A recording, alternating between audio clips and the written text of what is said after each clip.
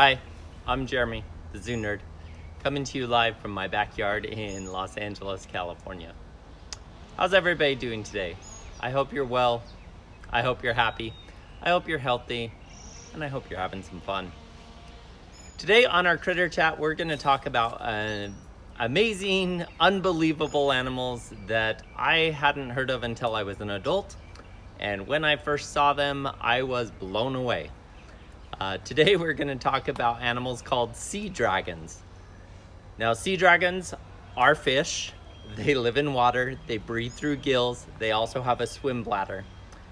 And they are related to seahorses, which we talked about earlier in the week on Critter Chat. And they share a lot of similarities with seahorses. There are also some pretty big differences between them and seahorses, and we'll talk about that today in our chat. First of all, sea dragons are only found in one area of the world, and that's the area of Australia, and they're only found on the southern portion of Australia. They don't really live where the water's super warm up in northern Australia or on the east or west too far up. They're mostly along the southern coast of Australia with a little bit on the east and west, more so on the west. They are experts at camouflage. They blend in very, very easily with their surroundings, and they don't have to try very hard or do any color changing tricks to do that. We talked about how seahorses can change color. We've talked about chameleons that change color. We talked about octopus and their relatives that can change color. Sea dragons don't even need to do that trick. They just look incredibly like their surroundings.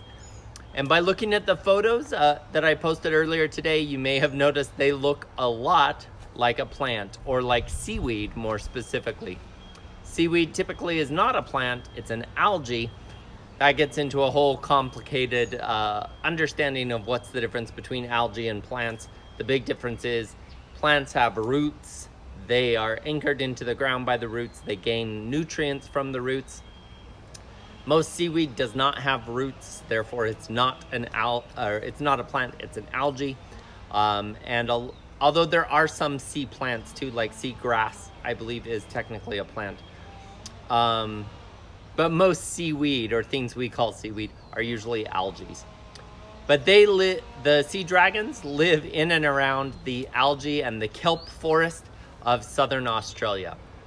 And they blend in very, very well with their surroundings because of their coloration. So they're typically browns, yellows, and greens, although one species tends to be a bit more red. We'll talk more about them in a minute. And then they have all these brilliant leaf-like looking appendages all over their bodies. Particularly the second picture that I posted today is the leafy sea dragons. They have a lot of those appendages that look like leaves. They really help blend them in with the seaweed around them. Now, common to them and their cousins, the seahorses, they are not very good swimmers. Sea dragons have very thin pectoral, or fins right here, and then one little fin on their back called a dorsal fin. And those fins are very thin and they're not very big.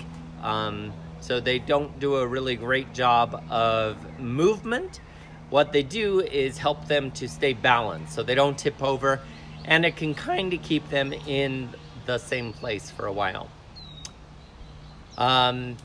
Like seahorses, the males are also responsible for the childbearing, although it happens a little different with sea dragons than with seahorses.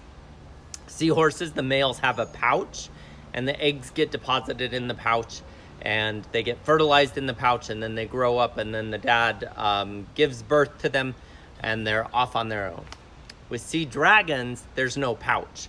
So the female sea dragon deposits her eggs, which are usually pink in color, right at the base of where his tail meets his body on the underside, into a place that is called a brood patch. Brood is a term that's often affiliated with eggs. So this is their kind of special place where the eggs get deposited. And at that time, the male then fertilizes the eggs. They aren't like a chicken egg, so it's not a hard shell. It's very soft shell. If you've ever seen salmon eggs, like used for fish bait, or if you've ever eaten caviar, they're going to be kind of like that because they are fish. So they're going to be like fish eggs. So they're very soft. They have a permeable membrane. That means that water and other things can pass through this shell of the egg. And there are not nearly as many eggs for sea dragons as there are for seahorses. For seahorses, it can be 1,000 or 1,500 eggs. For sea dragons, it's usually a lot less because there's not a pouch to keep them all neat and organized. They're kind of just laid in little rows on the belly, basically, of the male sea dragon. What else? Oh, they stay there for between 4 to 6 weeks. So it's pretty short time, but kind of a longer time if you think about how little the animals are until they hatch. And when they hatch, the babies are born and off they swim. That's all the parental care that is given. There's no like teaching the babies of how to find food or protecting them from danger. They do usually have like a little yolk from their egg that's still attached to them, and that gives them nourishment or food, energy for about 2 or 3 days till the baby sea dragons kind of figure out what they need to eat and where they need to be to find it. Sea dragons, when they're born, are less than 1 inch long, so you can see them, but they're pretty small. I'll share a video later of some baby sea dragons that shows you a little bit of how big they are. With both the parents and the babies, they have very small mouths like their seahorse cousins, so they eat very small things. Typically tiny plankton. Plankton are, again, the smallest animals in the ocean. Usually it's baby forms of like corals and fish and little crabs and all sorts of little tiny baby things that kind of cluster together. There's also a little type of shrimp called a mysid shrimp that is a popular food source for sea dragons.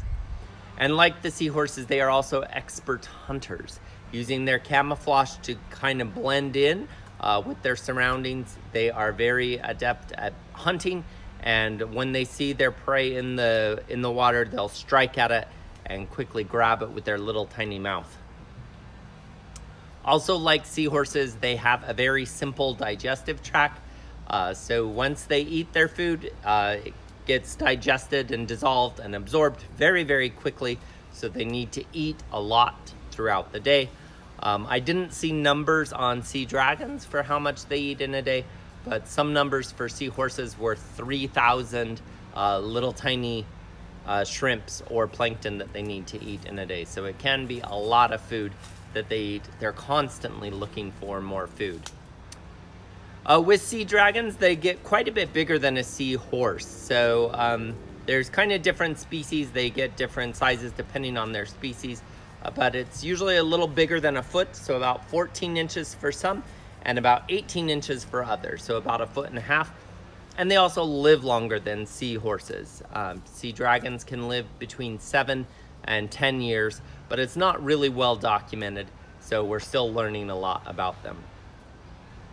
Now, for many years, it was thought that there were 2 species of sea dragons, and those are the 2 that I posted photos of, because those are the 2 that are well known, and the 2 that are common in, well, somewhat common in aquarium settings. The first picture I posted is something called a weedy sea dragon. Kind of looks more like a weed. It's maybe, as some would say, less beautiful than the other one. The second photo is called a leafy sea dragon. It has more of the leaf-like appendages on it. In 2015, scientists were very excited because they actually got a specimen that was in good enough shape. So it was a dead animal that was captured by shrimp trawlers that was then preserved. The people who were fishing for shrimp off of Australia caught it when they were dragging the bottom of the ocean floor, which is not a very good practice because it catches a lot of other things and it ruins parts of the ocean.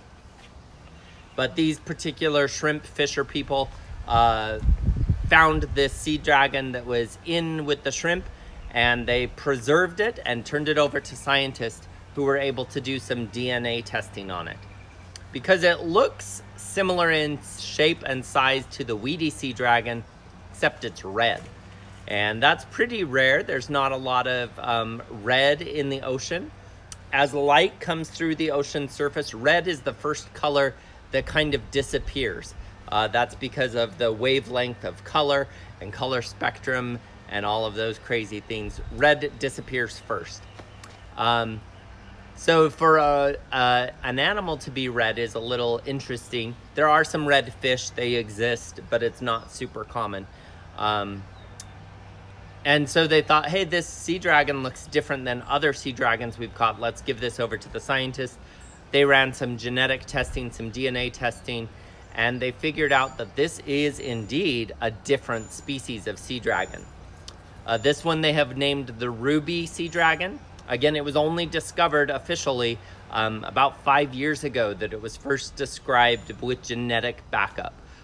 There were a couple specimens in museums, but they were always considered to be kind of poor quality specimens of weedy sea dragons. But in fact, they were indeed this other species called a ruby sea dragon.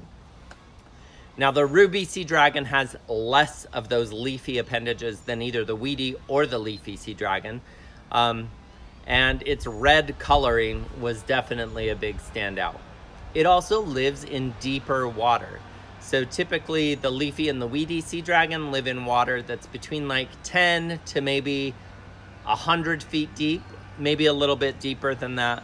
But they live in places where there's still a lot of sunlight that comes down through. They live in places where there's a lot of seaweed that grows. The ruby sea dragons live deeper than 160 feet. And 160 feet is kind of a very special depth for scientific research, because people in scuba gear can go down about that deep. About 160 feet deep is the safe level for scuba divers to go. Beyond that, it gets a little more dangerous, and so they don't advise scuba divers to go deeper than that. And that's why they think they didn't know about this ruby sea dragon until recently. So it lives deeper than that, and it doesn't live in seaweed areas. It lives in areas where there's more different kinds of sponges and other marine life like that. And the red coloring helps it to blend in with those animals, even though the red doesn't show up that deep. The way that red is transmitted at that depth looks like those other sea creatures. Ruby sea dragons also tend to live a little further west, so they were finding them kind of over in the area around Perth, Australia, if you know where that is. And unlike their other two, they have a prehensile tail, which means they can grab hold of things with their tail. Both the leafy and the weedy sea dragons can't do that. So seahorses can, and ruby sea dragons can, but the leafy and the weedy sea dragons cannot. So they're still doing a lot of research and trying to figure out more about ruby sea dragons. And it's kind of a fun and exciting time to be learning about that, because there's still not a lot that we know. They have a very similar body shape. They're about the same size, and they eat probably very similar things. But we don't know a lot more than that. We don't have any idea how many there are.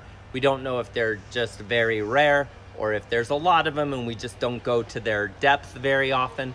The research that's being done with them is usually being done by kind of like a drone, but underwater. So it's a little submarine that doesn't have any people in or on it, that is controlled by a remote control from people up at the surface on a boat, that go down and film with this like underwater sea drone submersible unit.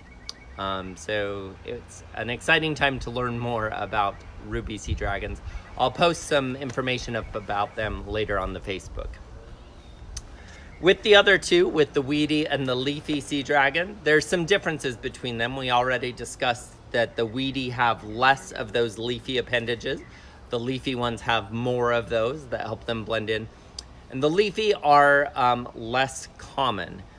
They're also considered to be a little more beautiful, and they have the distinguished feature of being listed as the marine emblem or official symbol for the state of South Australia. So they're really admired by the people in that area, and they're very beautiful. And their beauty actually has caused a lot of problems with them. Because they're such incredible looking animals, a lot of people, upon hearing about them, wanted to own one and thought, oh, let's try to get this as a pet. And there are some seahorses that have been sold as pets, and we talked about that in the seahorse critter chat. That's a threat to seahorses as well. With seahorses, seahorses actually do a little better in human care than sea dragons do. None of them do great. They're very tricky to take care of. And sea dragons are even more tricky than seahorses. And so collection for the pet trade was causing a lot of problems for sea dragons, both the leafy and the weedy. Up until the mid-1990s, when the government of Australia decided that if they didn't do something to protect them, they could lose those species. And so they put in place full protective laws that prohibit people from collecting them, from fishing for them, for catching them, for selling them alive, or selling them as like a souvenir shop thing. So it's completely illegal to do any collecting or selling of sea dragons today. The leafy sea dragon is a little less common, so they don't find it as often, and it typically lives in a smaller range. So really south of Australia, with some that live near the island of Tasmania.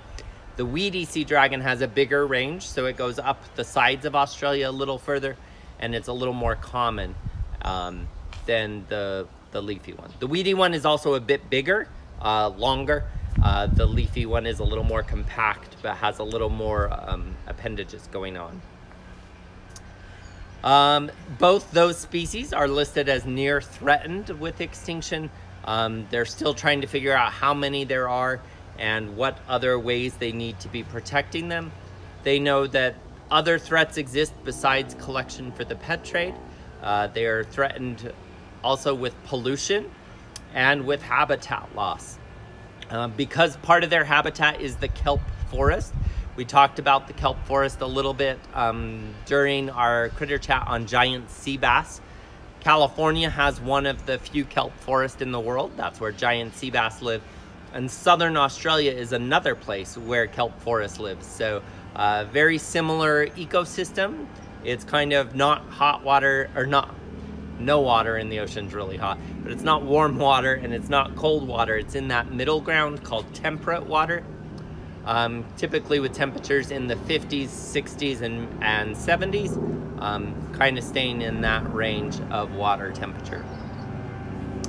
So pollution to that environment is a big problem. That's usually caused by chemical pollution, things like fertilizers or poisons that get into the rivers on land and then get washed out to sea. Also, in all ocean environments, and especially for animals that eat itty bitty tiny things